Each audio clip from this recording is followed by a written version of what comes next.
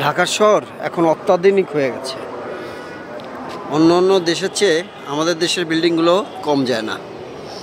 এই যে দেখেন আমাদের বিল্ডিংয়ের, বাংলাদেশের মিরপুর 2-এর একটা বিল্ডিং কত সুন্দরভাবে করেছে।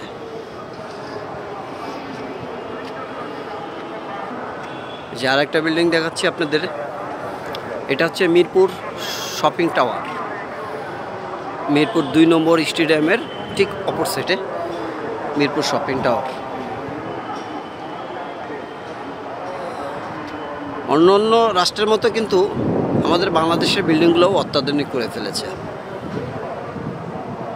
যাই হোক, দূষিত শহরের মধ্যে ঢাকা শহরে প্রায়ই কাছাকাছি, মাঝে মধ্যে 1, 2, 3-এর র্যাঙ্কিংয়ে থাকে। তাই সবুজের প্রাকৃতিক ঢেকে ফেলতে হবে আমাদের বাংলাদেশটাকে।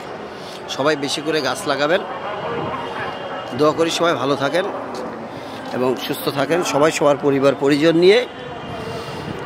একটা বিষয় আপনাদের একটু বলতে চাচ্ছি, সেটা হচ্ছে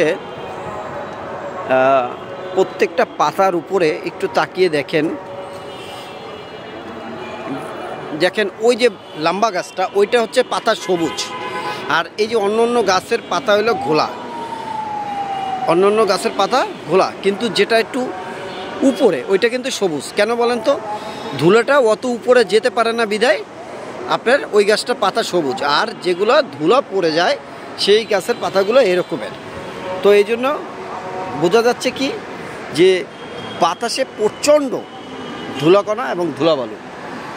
তো এই জন্য আমাদের এই দেশ আপনার আমার সকলের, তাই আমরা সবাই মিলে প্রাকৃতিক সৌন্দর্য বৃদ্ধিমূলক কাজে অংশীদার হতে হবে এবং সবাই মিলে গাছ রোপণ করতে হবে বেশি বেশি করে। যে যেভাবে পারেন, যার খালি জায়গা আছে সে গাছ লাগাবেন, আর যার জায়গা নাই সে ছাদের উপরে বাগান করে সেখানে গাছপালা লাগাবেন, ফল ফুল লাগাবেন, সবজি লাগাবেন। ভালো থাকবেন সবাই, সুস্থ থাকবেন। আসসালামু আলাইকুম ওয়া রাহমাতুল্লাহি ওয়া বারাকাতুহু।